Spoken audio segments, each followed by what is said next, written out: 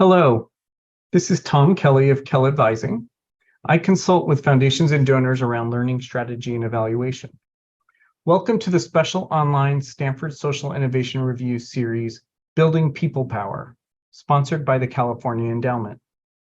As part of this special series, I interviewed 5 foundation executives around their experiences investing in community and people power building, and their advice for other donors and funders for how to support power building. This recording includes excerpts of these interviews, and you can read more online at ssir.org. As part of this special series, I interviewed 5 foundation executives around their experiences investing in community and people power building, and their advice for other donors and funders for how to support power building. This recording includes excerpts of these interviews, and you can read more online at ssir.org. In April and May of 2023, I interviewed Judith Bell, Chief Impact Officer at the San Francisco Foundation, Nicole Maher, President and CEO of Inatai Foundation in Washington State, Brian Payne, the recently retired President and CEO of Central Indiana Community Foundation and President of the Indianapolis Foundation, Pamela Ross, Vice President of Community Leadership and Equitable Initiatives at the Indianapolis Foundation, and Dr. Robert Ross, President and CEO of the California Endowment.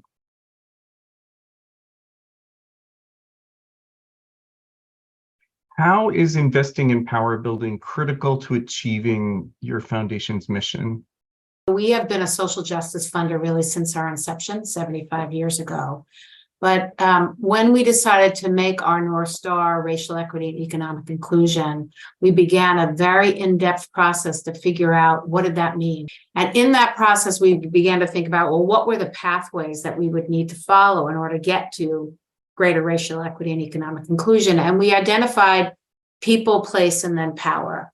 And we identified power because our feeling was that without an increase in power, without an increase in voice, without an increase in agency, without an increase of literally hearing people and having them be connected, right, to the levers of power, we were not going to be able to make the kinds of structural and fundamental changes that were needed. You got to change the rules. If you're talking about racial equity and economic inclusion, if you're changing the rules, you're changing systems and you're changing policies.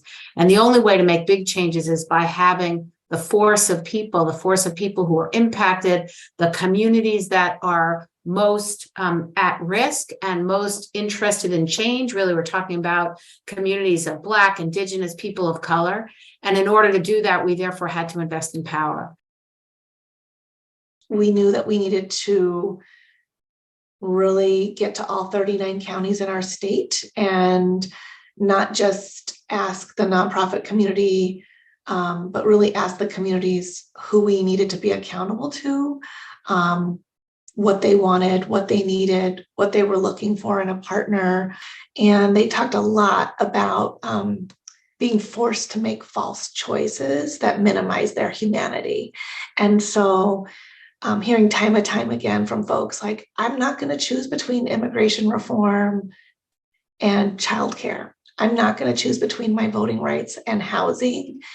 And if you, philanthropy, were strategic and open and trusted us, you would actually support us to work on all of those things because we're multidimensional people. And then I would say the other things that have been really important is spending a lot of time defining what is power and hearing very clearly from our grantees that while there are lots of different kinds of power, that community power is the most important.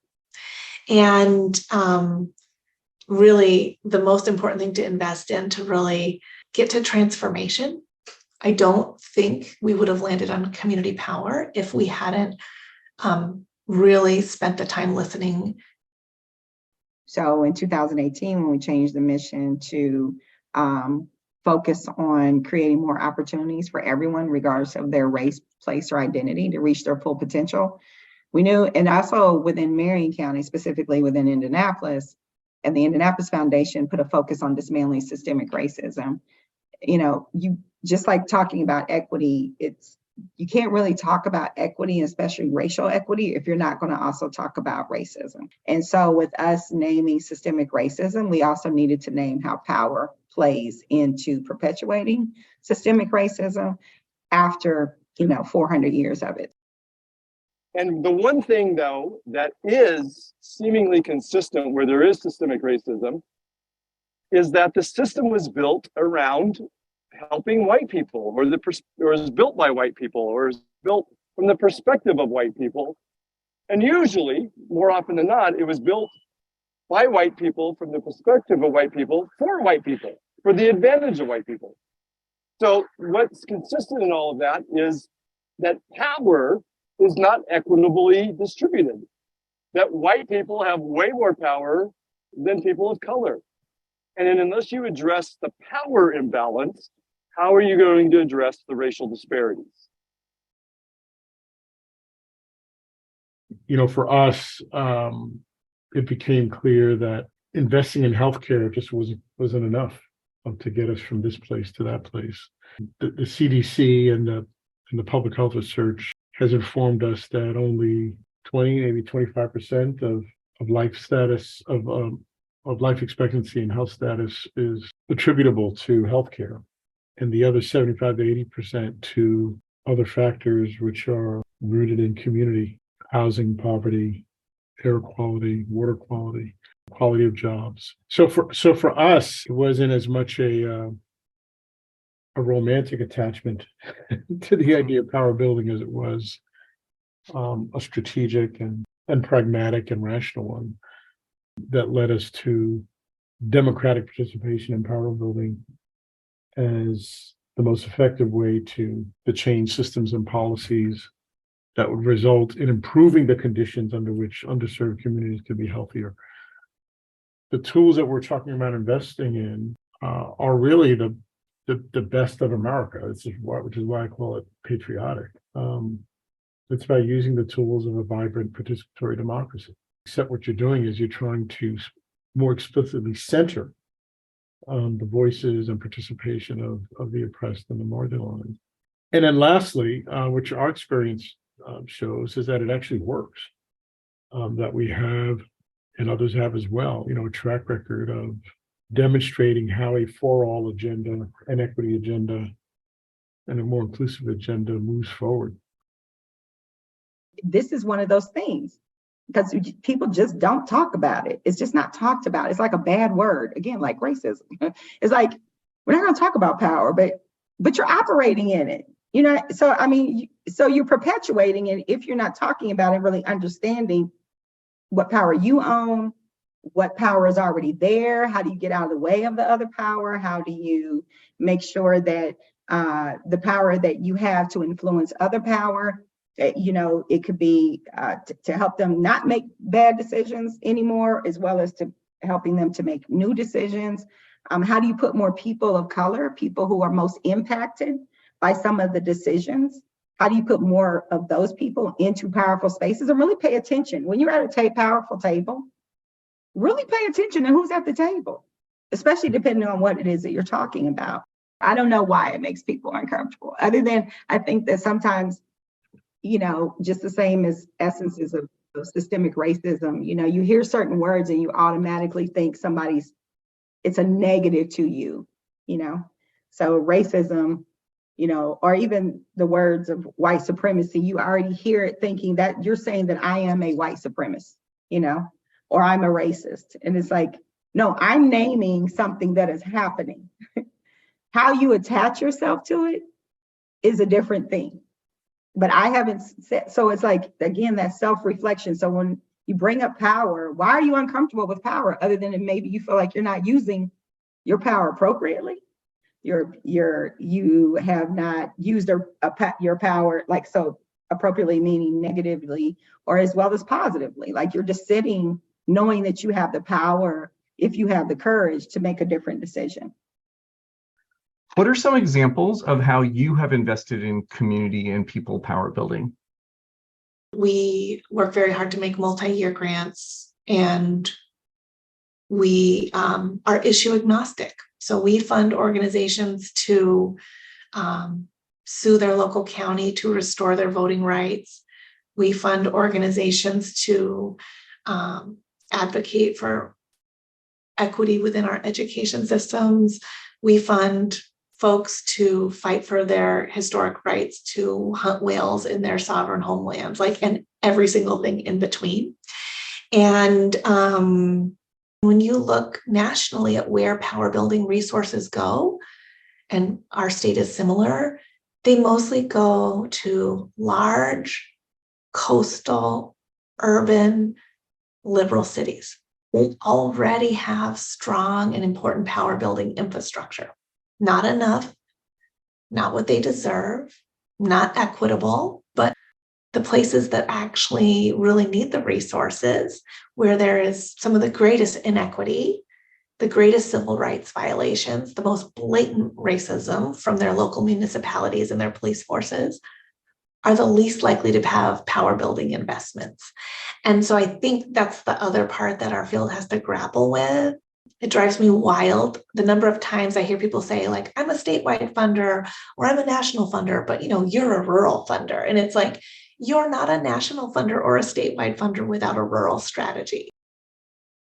Patience is number one. Secondly, humility and the ability to listen to those that are fighting the battles. Grassroots leaders that, as Brian Stevenson likes to say, are most proximate to injustice and health inequity. So it requires, as a foundation, to do more bottom-up listening than is traditional in our field. We want to see a robust, inclusive power building ecosystem of community organizers and base builders and activists and advocates who are equipped and skilled at winning racial equity and health justice battles. And that would be reflected by and supported by more robust philanthropic and private sector support for the members of that ecosystem. From an outputs or outcomes perspective, the state of California would emerge as the nation's, unapologetically, as the nation's first state of belonging, true belonging, a for all state, which is what equity is about. And you would see that in the health system, unapologetic, total and complete for all inclusion in the health system, including undocumented immigrants. You would see it in the justice system, which statewide on a statewide basis would reflect care and services and support over incarceration and alternatives to incarceration. In schools where funding formulas are more equitable and young people have opportunities to have their mental health and trauma needs addressed in the school setting. In economic development, moving California from a state of rapacious capitalism to one of truly inclusive capitalism. And so, again, you would, as I described, the foundation that no matter which way you viewed it or touched it or experienced it, you would see equity and inclusion. Then the state of my vision would be the state of California as what Martin Luther King and John Lewis described as the beloved community, and that the policies and practices and funding and budgets would reflect that. How have you engaged your board of trustees and your donors in power building as a strategy? Keeping in mind that the board has to be on the journey too. We started first by actually giving the board the data and the stories for them to understand the challenges around racial equity and economic inclusion in the region. And then we started to use illustrative examples that would allow the board to think about, well, what kind of changes were we talking about? And then we brought in leaders who had already determined to get to that level of change, to get to the kinds of really transformation that we were talking about, that it had to be about building power, it had to be about organizing, it had to be about advocacy. And it was really those series of conversations that allowed the board to essentially be on the journey with us. Our board's had a lot of those experiences, and it's been very humbling. And it's really, they have recently, at our last board meeting, they actually, we adopted our 50-year vision and strategy in September.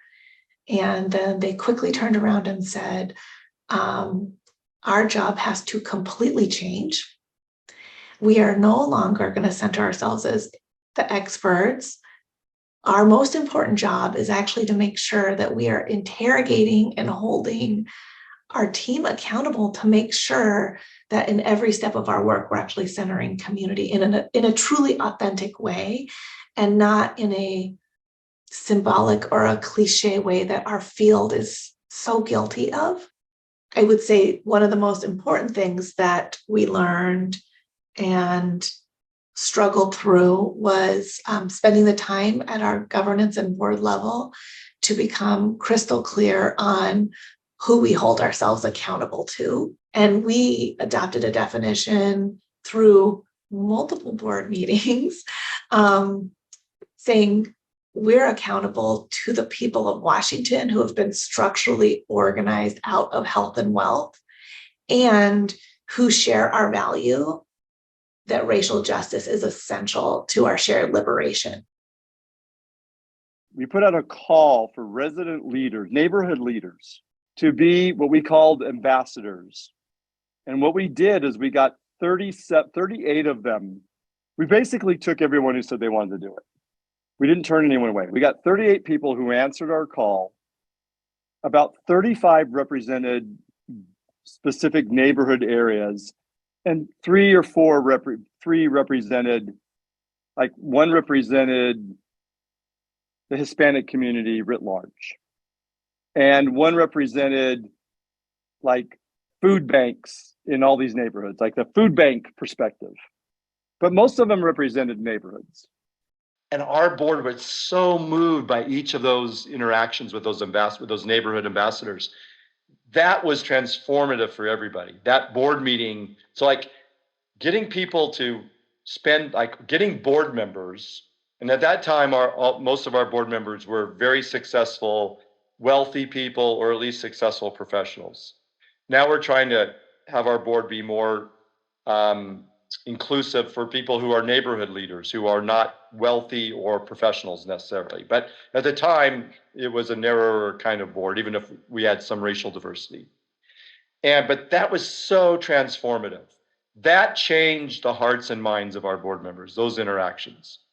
And so that went, I mean, we didn't know it was going to have that kind of effect, but it had this incredible positive effect. And our board like signed on for this.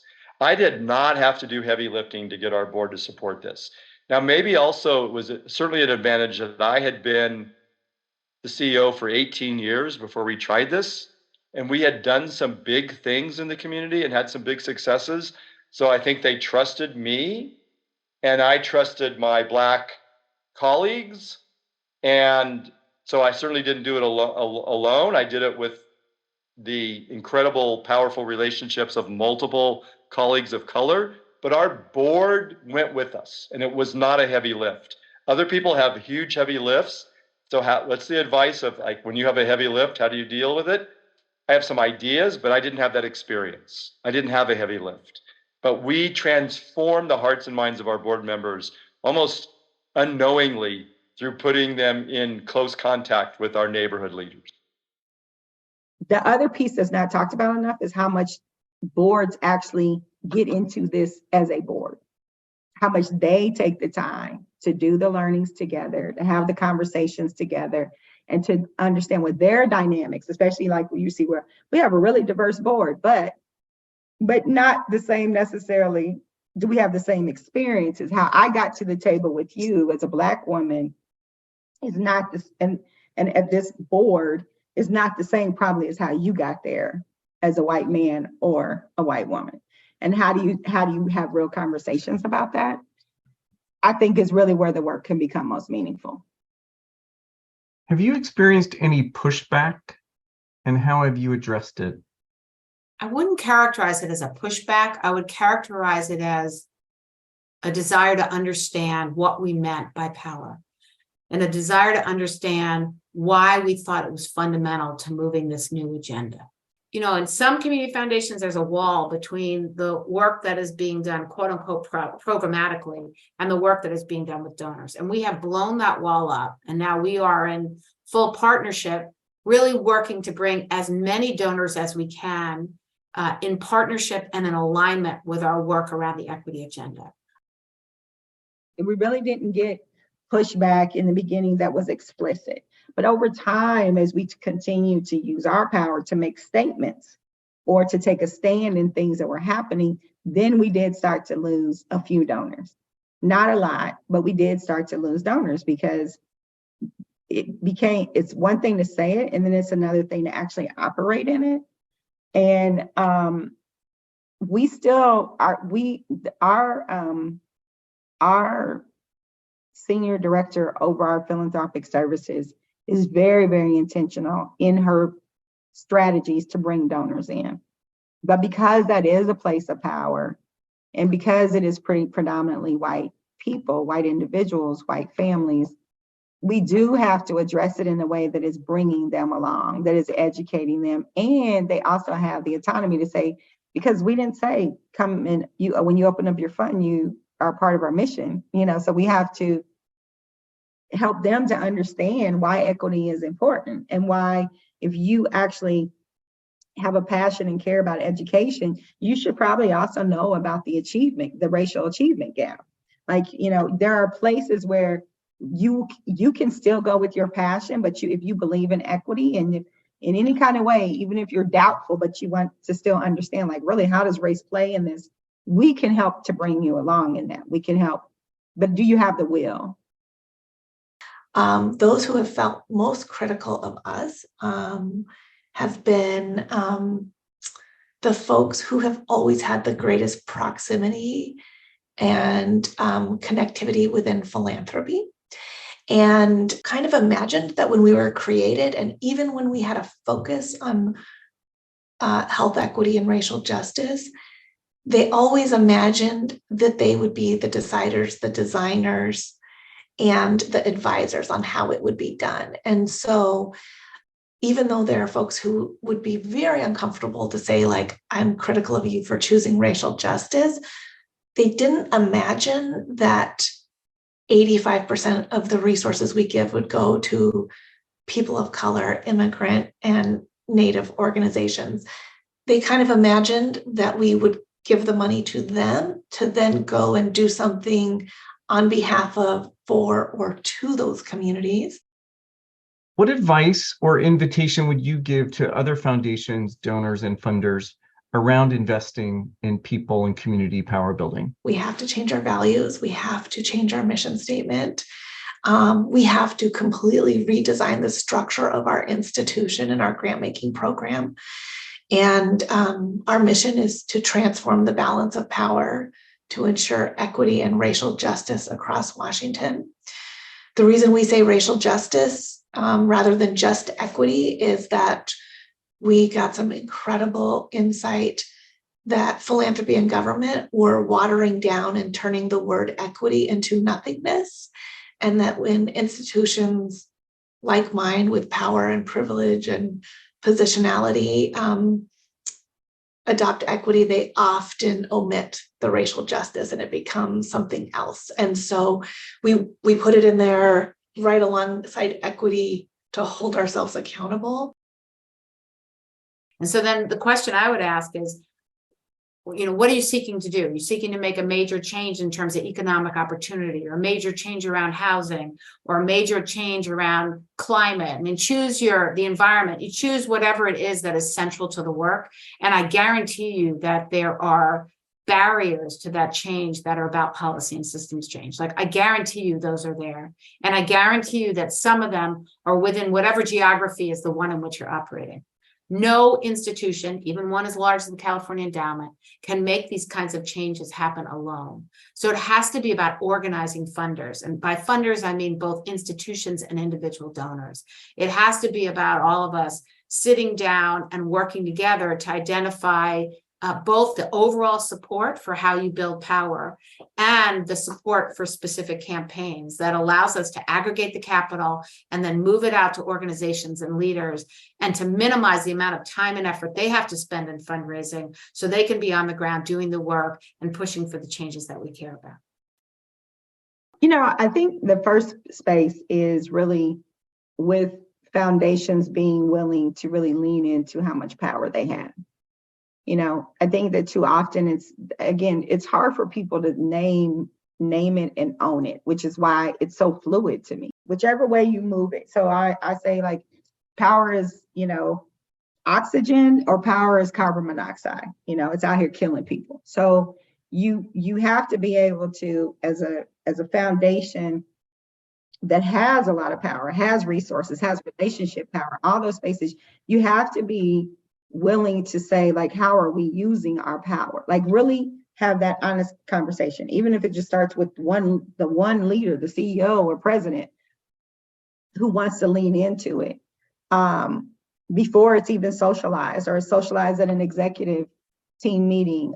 And really, again, the reason why I named those, because the power of this movement of power, or the power in our essence of dismantling systemic racism, starts with leadership.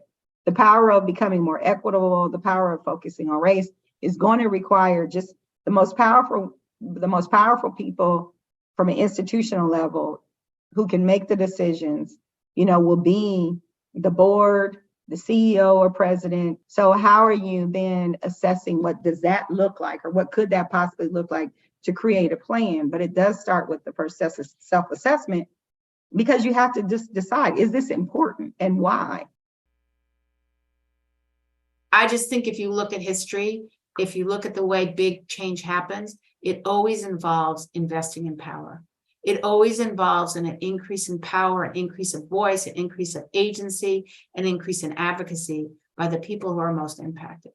And so if you can sort of embrace history as a sign of how we can make change in the future, then I think that really requires us to invest in building power.